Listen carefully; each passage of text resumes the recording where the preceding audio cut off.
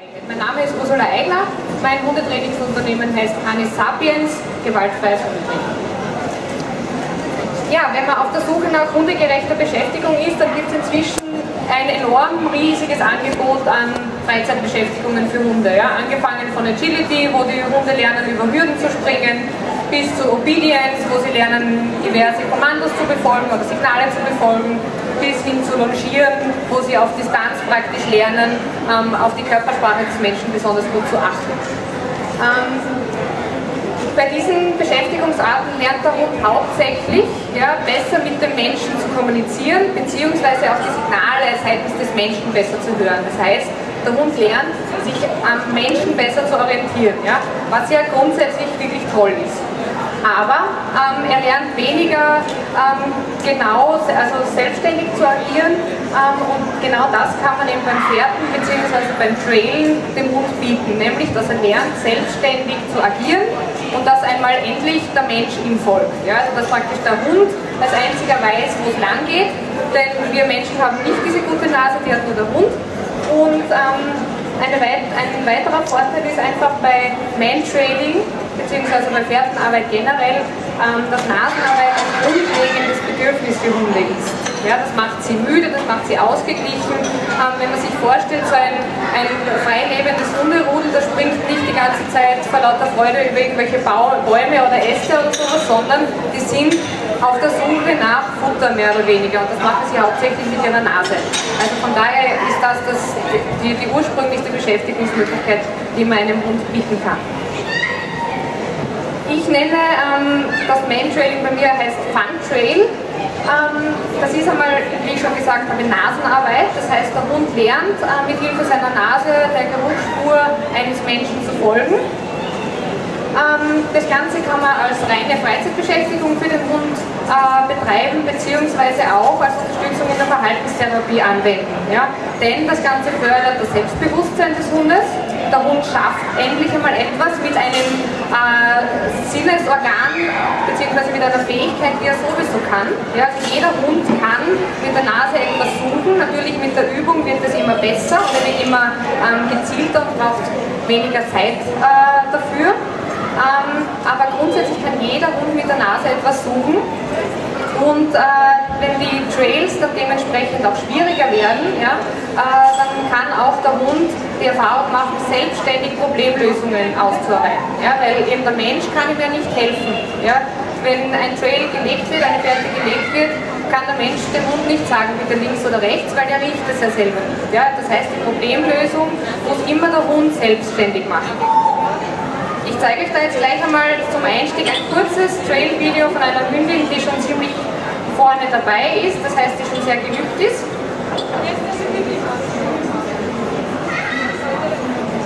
Die Hündin, das ist die Sissi, die kommt eigentlich auch aus also ist ein Tierschutzhund, ist eigentlich Menschen gegenüber total unsicher. Ich komme dann auch später noch zu ihr. Und sie sucht da eine fremde Person. Das ist enorm toll für sie, denn sie lernt mit fremden Menschen eine positive Erfahrung zu machen, bekommt dort Futter, wenn sie sucht, und hier hat sie es geschafft. So sieht ein relativ kurzer Trail aus. Für welche Hunde eignet sich Funtrail besonders? Also wie man schon gesehen hat, die Sissi, die war jetzt relativ klein, das heißt, egal ob klein, ob groß, ob jung, ob alt, jeder Hund kann damit beginnen. Es ist auch nicht notwendig, dass der Hund jetzt großartig verträglich mit anderen Hunden ist, denn grundsätzlich findet das Ganze ohne andere herumlaufende Hunde statt. Es sind alle Rassen und alle Mischlinge dazu geeignet. Denn eine Nase hat jeder Hund, und jeder Hund ist ein sehr nasenfokussiertes Tier. Es sind keine großartigen Vorkenntnisse notwendig, das heißt, der Hund muss nicht Sitzplatz, Fuß auskönnen. Und auch die Schwierigkeit der Trails ist individuell auf den Hund anpassbar. Also wenn das ein älterer Hund ist, der jetzt nicht mehr so schnell neue Sachen lernt oder der vielleicht körperlich schon ein bisschen beeinträchtigt ist, dann macht man einfach einen einfachen Trail. Die Trainingsgrundlagen bei mir jetzt speziell sind sind einmal einerseits, dass das Ganze sehr individuell angepasst ist. Ja? Also ich mache keine Großgruppen, das Ganze ist sehr überschaubar, weil ich pro Einheit nur 2 Mensch-Hund-Teams nehme. Und diese 2 Mensch-Hund-Teams machen 2 bis 3 Trails pro Team und pro Einheit. Also eine Einheit ist so circa 1,5 Stunden, wo man dann abwechselnd drankommt. Ich dokumentiere das Ganze mit Fotos und Videos, dadurch kann ich Ihnen da jetzt auch Fotomaterial und Videomaterial genügend zeigen. Und der Besitzer vom Hund A, nenne ich jetzt einmal so, legt den Trail für das Team B. Das heißt, der Hund A wartet im Auto inzwischen und der Besitzer von diesem Hund versteckt sich für den anderen, also für den zweiten Hund. Und im Anschluss umgekehrt. Es ist also die einzige Vorkenntnis, die der Hund und Besitzer haben müssen, ist, dass ein Auto in irgendeiner Form vorhanden ist, wo auch der Hund es schon kennengelernt hat, einmal zu warten. Von daher ist man aber auch immer sehr wetterabhängig. Also das heißt, bei 30 Grad im Schatten findet kein Funtrail statt. Ja.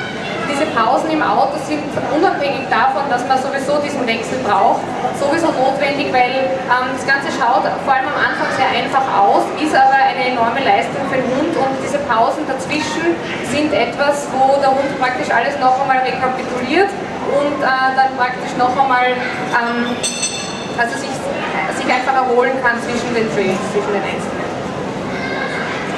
Was benötigt man, um bei einem Funtrail mitzumachen?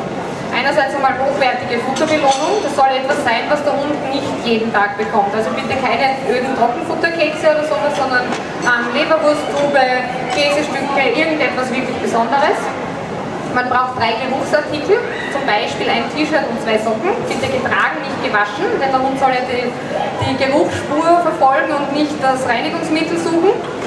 Ein gut sitzendes Brustgeschirr benötigen wir. Idealerweise soll das ein eigenes Brustgeschirr fürs Trailen sein, denn beim Trailen soll der Hund den Menschen ja in eine bestimmte Richtung führen und das bedingt einfach, dass der Hund zieht. Ja? Und der Hund soll auch seinen Besitzer wohin ziehen und das Signal, dass Ziehen okay ist, soll ihm dieses eigene Brustgeschirr dann einfach darstellen. Dann braucht man noch eine 3 bis 7 Meter lange Schleppleine. Und je nach Stärke des Hundes Handschuhe, weil es kann einfach mal passieren, dass der Hund am Anfang relativ stark anzieht und es tut dann bei den Händen durchaus weh. Das heißt, manche Hunde, da empfiehlt es sich, dass man Handschuhe verwendet. Die ersten Trails sind wirklich ganz kurz, ja, weil der Hund da mehr oder weniger zufällig zum Erfolgserlebnis kommt. Und der Hund lernt die menschliche Geruchsspur mit der Belohnung zu verbinden. Und das Suchen an sich ist auch selbstbelohnendes Verhalten. Ja, also das heißt, selbstbelohnend heißt, dem Hund gibt das Suchen mit der Nase an sich so viel, dass das allein schon ausreichen würde, um das Verhalten aufrechtzuerhalten. Sobald der Hund das Konzept verstanden hat, das heißt Geruchsgegenstand, menschliche Spur, da hinten versteckt sich der Mensch und ich hole mir die Belohnung. Sobald er diese Verknüpfung verstanden hat, gibt es unendliche Möglichkeiten unter Anführungszeichen. Ja, also man kann Untergrund verändern, es macht einen riesigen Unterschied, ob ich auf einer Wiese traile oder ob Asphaltfläche ist, also jetzt rein von der Anforderung für den Hund. Die Länge des Trails kann man variieren, man kann Kurven und Abzweigungen einbauen, man kann sogenannte Verleitungen einbauen, das heißt, dass ein Mensch einmal die Spur der versteckten Person quert, sodass der Hund praktisch einmal an einer Kreuzung, an einer Geruchskreuzung vorbeikommt und sich für die richtige Spur weiterhin entscheiden kann oder muss. Das Alter des Trails kann man variieren, also man kann auch durchaus ältere Trails verfolgen lassen, ja, also es muss nicht in dem Moment, wo die Person sich versteckt hat, gleich begonnen werden, sondern man kann auch den Zeitrahmen einfach ein bisschen variieren. Und auch der Grad der Ablenkung spielt natürlich eine Rolle. Ja? Wenn man beginnt auf einer Wiese, wo rundherum nichts los ist, dann ist das einmal der Einstieg. Wenn man dann einen Trail legt in der Nähe von einem Kinderspielplatz beispielsweise, dann lernt der Hund mehr und mehr, dass diese spielenden Kinder, die vielleicht an sich stören würden, keine Rolle spielen für ihn. Ich möchte euch jetzt den allerersten Trail eines Hundes beim Training zeigen, wie das ausschaut. Ist auch wirklich unspektakulär, weil sehr kurz eben, wie gesagt, das ist wirklich der erste Trail im Leben von Blackie, heißt er. Da sieht man die Geruchsartikel, Er verfolgt die Spur, kommt zur versteckten Person und findet die Belohnung. Also am Anfang ist das, wie gesagt, ein Zufallsprodukt und je öfter man dieses Zufallsprodukt praktisch wiederholt, desto mehr checkt der Hund, okay, das kann kein Zufall mehr sein. Bis jetzt haben wir also darüber gesprochen, dass Funtrail bzw. Mantrailing eine sinnvolle Freizeitbeschäftigung sein kann, aber gerade auch für ängstliche Hunde bzw. für Hunde, die Angst haben vor Menschen, kann es eine wertvolle Unterstützung in der Verhaltenstherapie sein.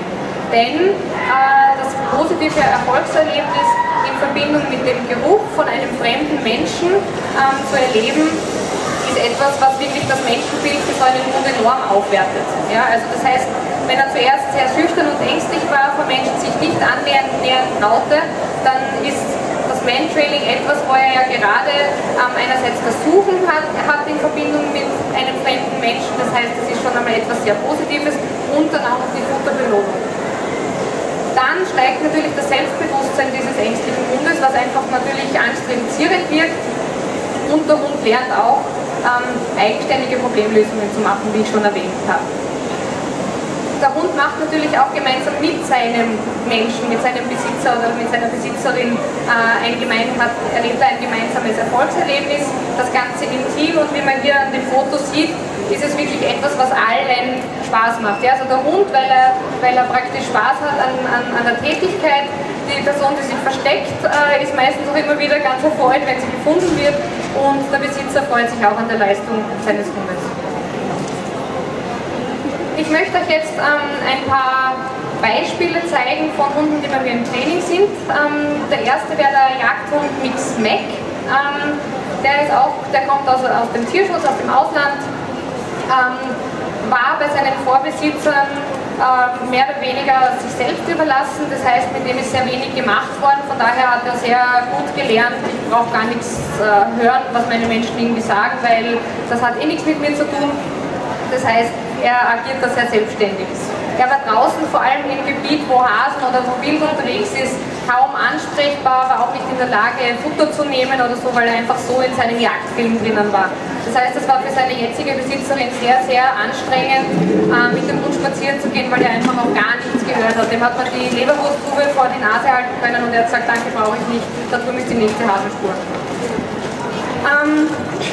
Ja, im Verlauf des Trailens mit dem Mac haben wir es geschafft, dass er dann doch gelernt hat zu kooperieren. Und hier ist ein sehr, sehr langer Trail mit dem Mac. Das heißt, der Mac lässt sich einmal darauf ein, nicht nach Hasenspuren zu suchen, auch nicht nach einer Futterspur, die natürlich einfacher wäre, sondern er sucht einen Menschen. Er begibt sich mehr und mehr in die Welt des Menschen.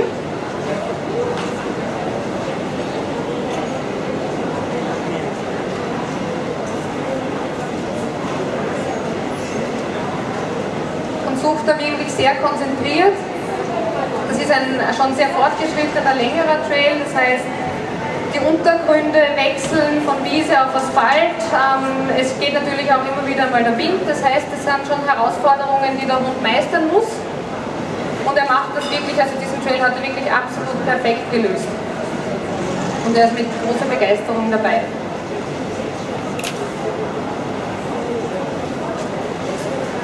Und in dem Fall weiß auch die Besitzerin nicht, in welche Richtung es geht. Ja? Also das heißt, die Besitzerin lernt auch die Körpersprache des eigenen Hundes besser zu verstehen. Ja? Weil wenn der Hund nämlich sicher weiß, in diese Richtung geht es, das weiß ich hundertprozentig, dann zeigt der Hund das mit einer sehr klaren, deutlichen Körpersprache. Ja? Wenn er sich unsicher ist bei einer Abzweigung, dann sieht man das auch an der Körpersprache. Das heißt, die Kommunikation zwischen Hund und Halter, Halterin wird auch verbessert.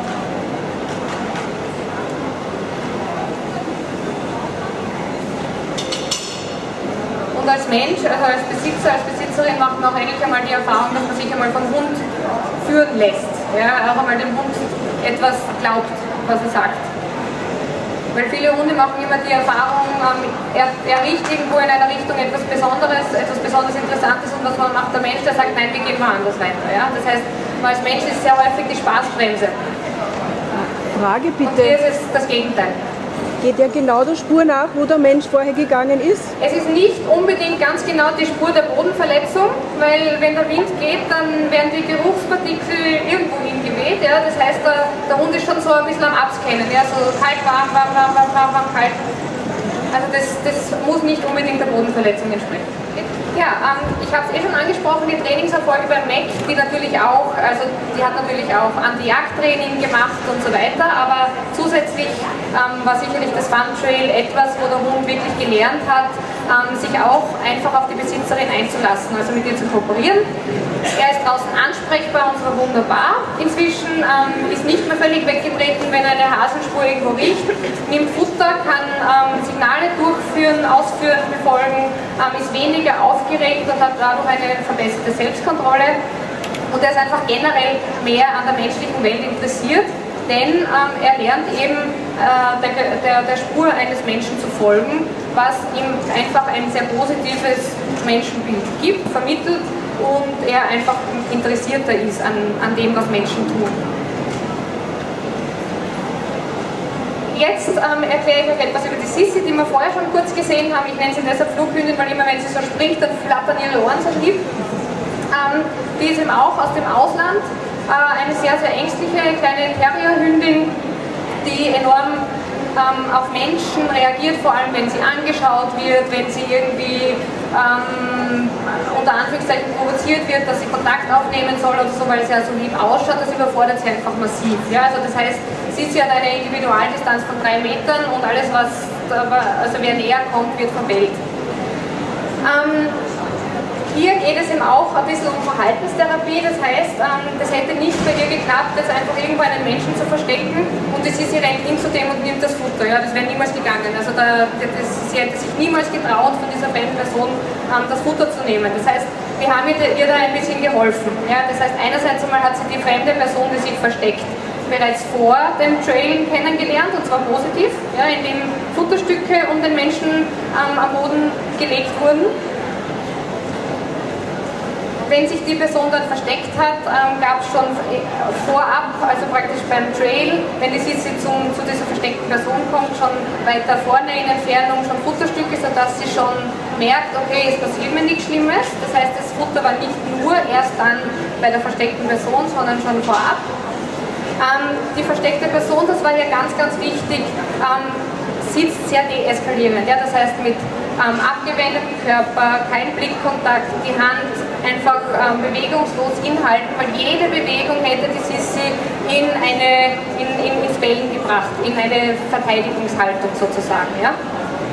Und das Ergebnis inzwischen ist, dass die Sissi völlig fremde Personen mit einer wahnsinnigen Begeisterung sucht. Und zwar wirklich sehr lang, also 3,5 Minuten lang durchgehend sehen wir hier das Video.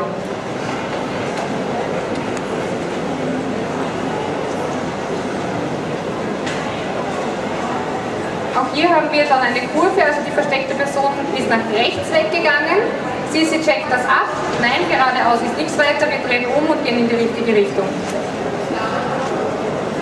Dann ist da auf der rechten Seite ist eine Spaziergängerin unterwegs, die Sissi an sich ziemlich aus dem Konzept gebracht hätte. Ja? Aber dadurch, dass sie hat einen Auftrag im Kopf, ich muss da eine versteckte Person retten, ja?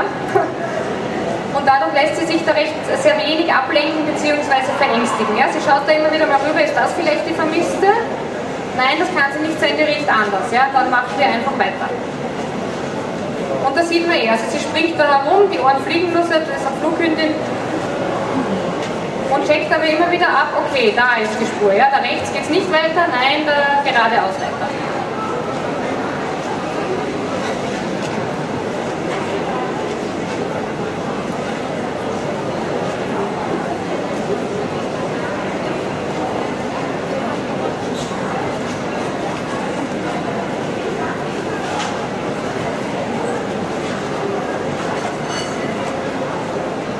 So ein längerer Trail ist durchaus auch sehr anstrengend für Hunde. Also es ist nicht nur so, dass die da ein bisschen herumhopsen und mit der Nase was finden, sondern die arbeiten richtig. Also die haben da eine sehr hohe Atemfrequenz.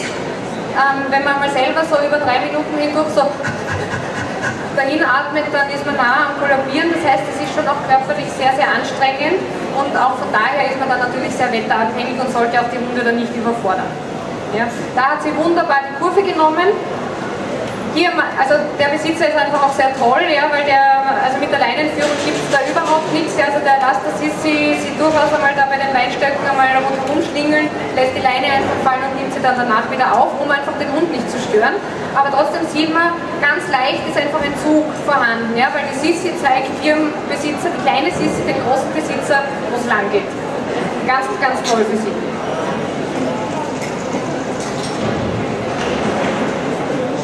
Und in diesem Stadium von dem, was die Sissi kann, da stellt sie sich einmal auf die Hinterbeine, braucht sie auch nicht mehr praktisch kurz vor der versteckten Person irgendwelche Futterstücke, um ihr zu versichern, das ist ja alles okay, sondern die hat das jetzt schon im Kopf, okay, da passiert mir nichts, da renne ich durch, ich rette die Vermisste, damit sie da nicht stundenlang irgendwo in der Wiese rumhocken muss.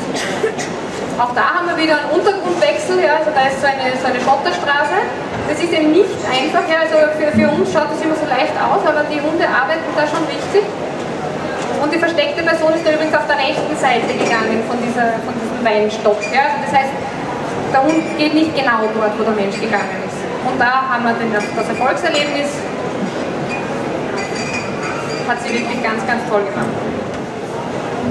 Also die Trainingserfolge bei der Sissi durch das Funtrail ist einerseits einmal, dass sie inzwischen mit Begeisterung fremde Menschen sucht und auch findet, ohne dass sie diese Menschen vor dem Trail kennengelernt hat. Ja, das wäre davor überhaupt nicht gegangen, weil die nicht einmal in die Nähe von einer fremden Person freiwillig gegangen ist, geschweige denn sich von der auf der Hand Futter abgeholt hätte. Ja.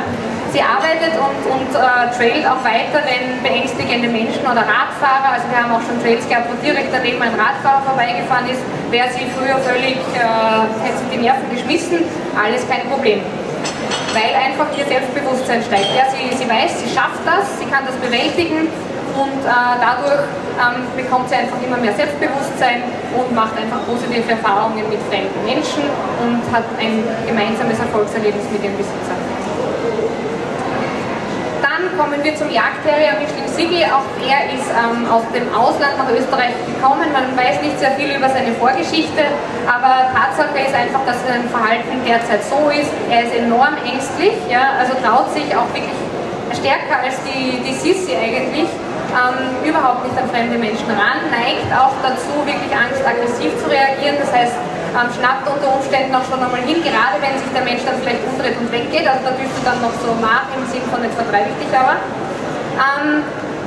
Und hier haben wir folgende Hilfestellung gemacht, und zwar, dass die ersten Trails, also dass der Hund das Konzept überhaupt einmal lernt, Geruchsspur, versteckter Mensch, Belohnung, haben wir den Besitzer genommen, ja, weil einfach da von vornherein eine fremde Person zu nehmen, wäre bei ihm überhaupt nicht gegangen. Ja. Da hätte er gesagt, du kannst selber suchen, nein danke, da mache ich nicht mit.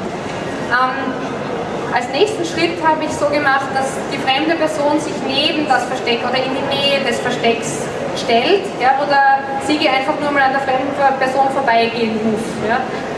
Das war für den Sigi schon eine ziemliche Herausforderung, weil bei diesem ersten Trail, wo er an einer fremden Person relativ nah vorbeigegangen ist, hat er sich in dem Moment leicht geduckt, ist aber dann trotzdem zu seinem Besitzer gegangen, der eben sein Herrchen ist, und hat sich das Futter abgeholt.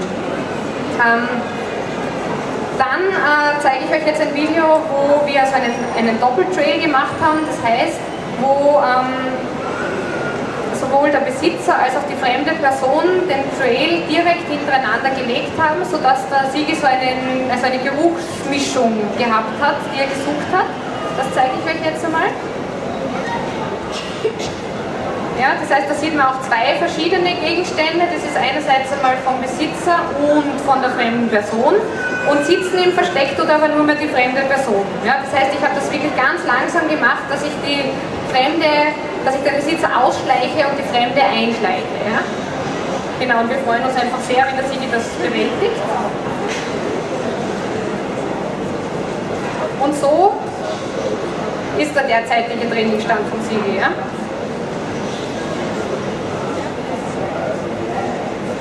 Also das ist 3 Einheiten danach. Also so die 5. Einheit circa. Er schafft es auch schon wirklich sehr, sehr gut, mit unterschiedlichen Untergründen umzugehen. Und was man jetzt bald sehen wird, ist auch wunderbar, dass er da eine Kurve sehr gut nimmt. Ja? Achtet einmal auf seine Körpersprache, jetzt kommt bald die Kurve. Da schaut er immer mehr nach links und checkt, okay, geradeaus ist kein Geruch mehr, jetzt muss nach links gehen. Und immer wenn er so richtig durchgaloppiert, dann weiß man, jetzt ist er richtig drauf. Also man sieht, er hat so richtig Spaß daran, eine mehr oder minder fremde Person zu finden.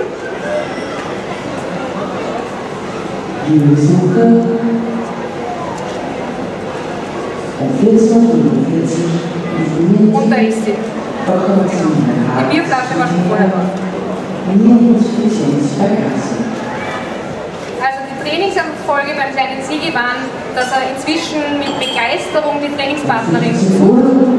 Er macht eben positive Erfahrungen im gesamten Trail-Konzept sozusagen, das heißt, er begrüßt uns inzwischen auch freundlich, also fast schon stürmisch. Ja? Also am Anfang hat er uns mehr oder weniger ignoriert und dann sagt, ich sehe euch gar nicht, weil wenn ich euch anschaue, kriege ich Angst. Und inzwischen stürmt er auf uns zu und freut sich einfach total. Ja? Ich habe immer wieder auch Praktikanten und Praktikantinnen bei mir im Training, beziehungsweise bei den Trails, die ignoriert er inzwischen, ja, und traut sich auch durchaus schon näher an denen vorbeigehen, also da zeigt er ziemlich neutrales Verhalten. Was nicht heißt, dass er gerade glücklich ist damit, aber er trägt schon viel besser. Ja. Und was wir demnächst starten werden, ist, dass wir wieder eine neue Person schön langsam einführen, ja, dass der Sigi mehr und mehr lernt, auch Vertrauen und positive Erfahrungen mit immer mehr neuen Menschen zu machen. Ja, Funtrail kann ich abschließend sagen, wird nie langweilig. Ja, die Variationen sind unendlich. Man kann die Länge variieren, das Alter des Trails variieren, man kann Verleitungen machen, man kann bei viel Ablenkung, bei wenig Ablenkung die Trails machen. Der Untergrund spielt natürlich eine große Rolle, das Wetter etc. Und abschließend möchte ich euch noch einen Trail zeigen vom Luca. Das ist auch ein Hund, der Menschen gegenüber nicht immer so freundlich ist und vor allem auch sehr, sehr jagdpassioniert ist. Das heißt, gerade dort, wo ich die Trails veranstalte, ist an und für sich ein echtes Hasengebiet. Das heißt, es ist wirklich eine tolle Leistung von ihm, dass er sich gegen die Hasenspur und für die Menschenspur entscheidet.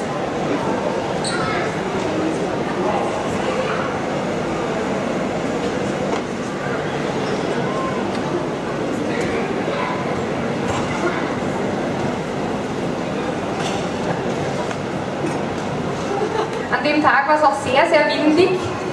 Das heißt, also wenn sehr der Wind geht, ist es natürlich umso schwieriger, gerade auf Asphalt.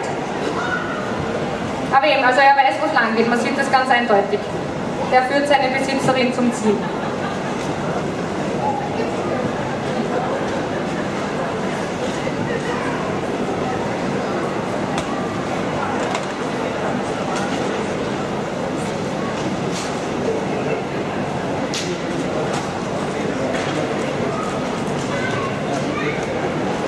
Geht ums Eck, das zeigt auch wunderschön an.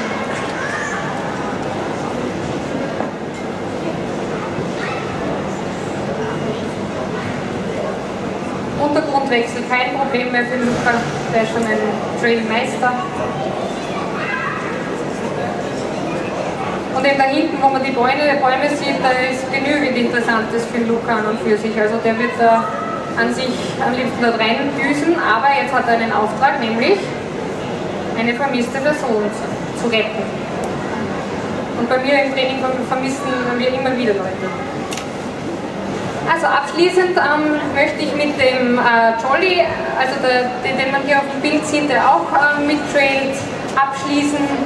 Viele Hunde schauen auch zwischendurch einmal in die Kamera, wenn ich da mitlaufe und sagen, filmst du mich eh, weil ich mache das gerade sehr toll. Genau, vielen Dank für die Aufmerksamkeit. Ich stehe jetzt noch für Fragen zur Verfügung. Mein Name ist nochmal Ursula Aigner. Mein Unternehmen kann die Sapiens gewaltfreies Hundetraining. Vielen Dank.